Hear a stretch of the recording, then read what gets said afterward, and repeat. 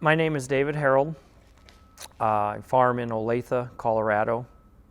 My father started farming about 30 years ago, and after college I came back and started farming with him. We have a cow-calf operation. We grow vegetables and feed for the cattle, and we have a custom harvesting company. We harvest sweet corn and put it in the label Olathe Sweet, and have been interested in drip systems and soil health and conservation since the beginning, really, trying to find a better way to do the farming side of things. I got interested in soil health I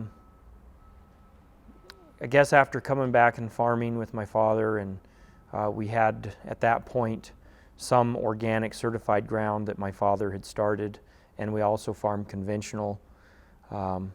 It was the organic side of things that was a challenge. The conventional side, there's pretty much a formula. You take a soil sample, there's a process, you kind of all your neighbors, and you do it, and you just go through the steps. It's not easy, but it's kind of planned out, and as long as you work hard and get the steps done in the right order and the right nutrients applied and etc., it's pretty easy to have a decent harvest. And the organic side, where there are some limitations on how that works, it's a lot more challenging. It kind of pushed me to look more at how the system is really working and what are the real. We have chemicals for problems that solve the problem, or maybe better said, they're a solution to a symptom, but we're not really looking at the problem. And we, as humans, find we're smart and we can do a lot, and that's great.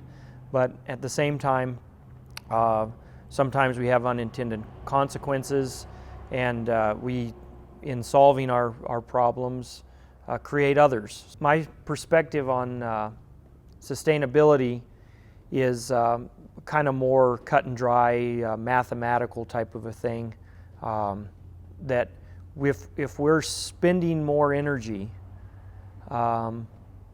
trying to produce a crop than we're actually harvesting out of it, that's not sustainable. So sustainability, we can sell it on the grocery store shelf in a lot of different ways, but to me, it comes back to energy, really, and that seems to be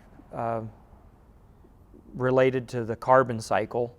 I hate to say that because then people think I'm some sort of weirdo talking about carbon and global warming, but it's much more simple than that, and it's just that carbon relates to energy.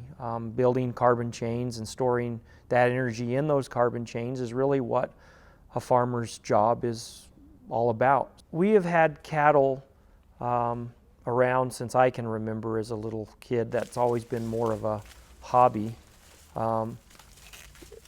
Since I came back to farm, we have more cattle, and we've started to integrate them and manage the cattle for not just the cattle, but as a part of our farming operation. So I see the cattle as a tractor sometimes, and I could have them do some tillage or manage some crop residue, besides just being another part of the cash flow. So mob grazing,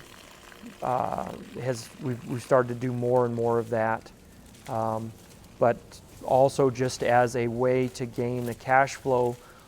They've given me a lot more opportunity to plant some things without having the worry of, well, I'm going to go broke by doing this. So it's not perfect, but it's something I believe in, and am willing to maybe take a hit and maybe not make as much money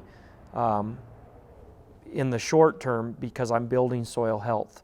And I'm at the beginning, 4 or 5 years in maybe. So I'm just now starting to see the payoff.